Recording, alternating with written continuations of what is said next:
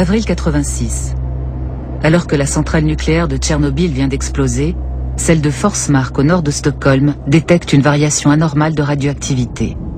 C'est d'ici que partira l'alerte lancée dans toute l'Europe. Ironie de l'histoire, 20 ans plus tard, en juillet 2006, un court-circuit plonge cette même centrale dans le noir, bloquant les instruments de contrôle et entraînant ipso facto une surchauffe du réacteur. Bergman, tillkommande Asurbens diesel rena spänningslös. Au moment où ils reprennent la main, les pilotes réalisent qu'ils sont passés à 7 minutes de la fusion du cœur, à 7 minutes de la catastrophe, à 7 minutes en somme d'un nouveau Tchernobyl.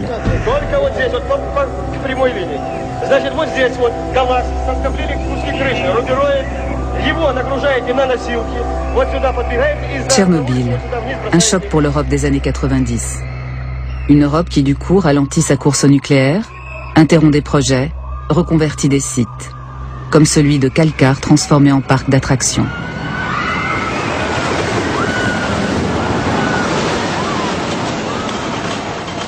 Dix ans plus tard, la donne a changé. La fin du pétrole, le réchauffement climatique et les soucis d'indépendance énergétique poussent les Européens à relancer l'atome, coûte que coûte. Dans ce contexte, la sûreté en centrale nucléaire est-elle encore une priorité? La réponse à cette question, nous sommes allés la chercher chez les plus humbles de cette industrie, ces ouvriers qui œuvrent à l'ombre des réacteurs.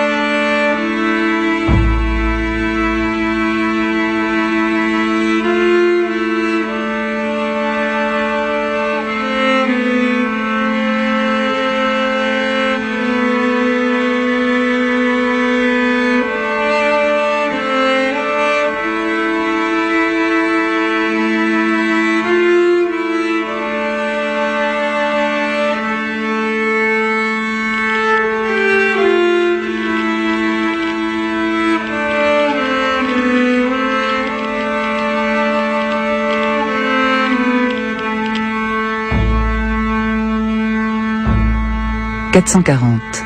C'est le nombre de réacteurs nucléaires sur la planète. La moitié est ici en Europe.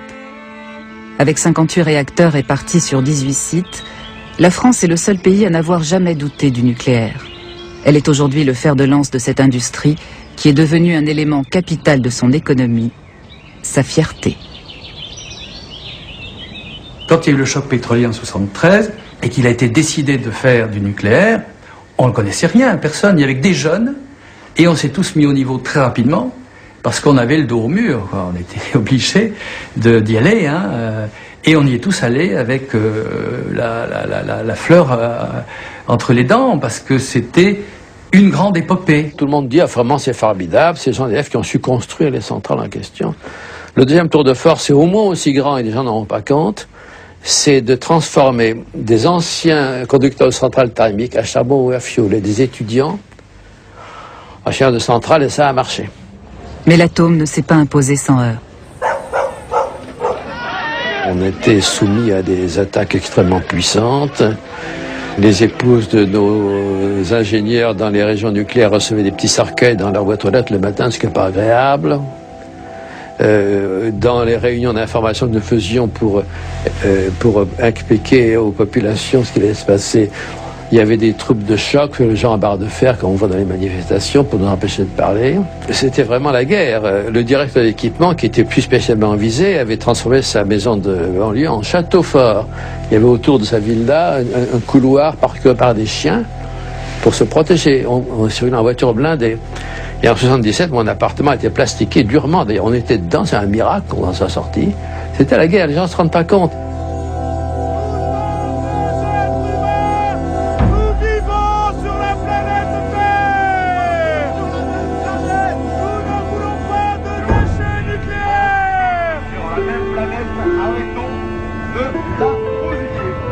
Malgré les contestations, l'atome a fini par s'installer dans le paysage, transformant les déserts économiques en Eldorado.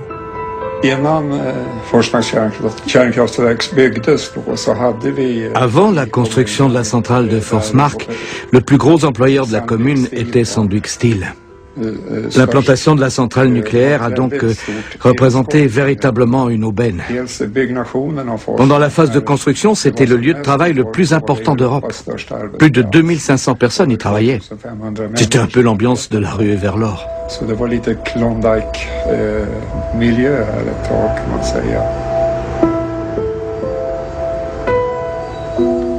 Pendant des années, les travailleurs sont restés discrets, craignant d'alimenter les discours antinucléaires.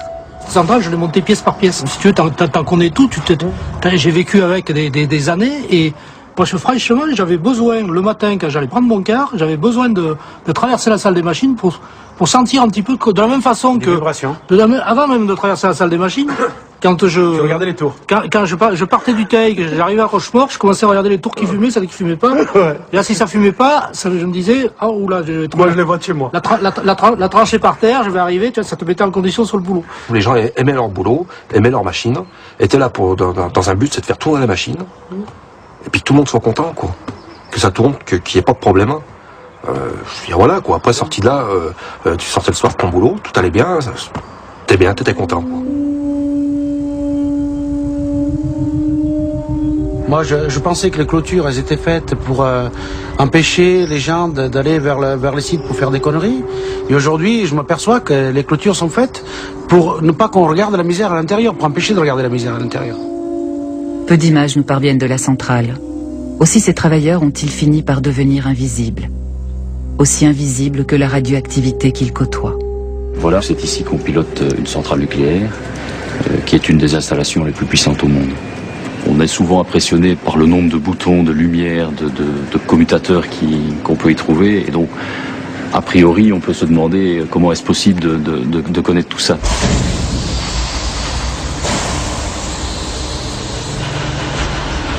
Il n'y a pas un élément déterminant pour la sûreté. Il y a l'installation, le design, il y a l'organisation, les procédures qui sont mises en place pour pouvoir gérer cette installation correctement. Mais il y a peut-être un élément qui est plus important que ça, c'est l'homme en lui-même. C'est le pilote, c'est le mécanicien, c'est l'instrumentiste qui intervient dans les équipements, etc. Et c'est le comportement en fait de ces gens-là qui est très très important et sur lequel on travaille beaucoup pour l'instant. On est à peu près, en base, on est à peu près à 900 personnes qui travaillons à la centrale. Mais quand il y a une centrale qui est en arrêt de tranche, donc quand on arrête le réacteur pour faire le rechargement du réacteur, ça peut monter à 1 millier de personnes en plus, quoi. Donc effectivement, ça représente un nombre de personnes relativement important. Le travail de maintenance s'effectue lors des arrêts de tranche. Pendant des années, c'est le personnel de la centrale qui le prenait en charge. Mais les choses changent. Maintenant, il y a pratiquement plus de sous-traitants que de travailleurs, même de la centrale, ce qui crée aussi mal-être. Quelque part, les gens se regardent un petit peu en chien de faïence, quoi. Ce n'est pas normal. Il y a des sous-traitants qui viennent faire du travail que les gens ont toujours fait, depuis le début de la centrale, qu'ils ont toujours très bien fait, et puisqu'ils le font beaucoup moins cher, on prend des gens, on ne peut pas dire qu'ils ne sont pas capables, c'est pas vrai, hein. Mais 30 ans d'expérience, ça ne se gagne pas en quelques mois.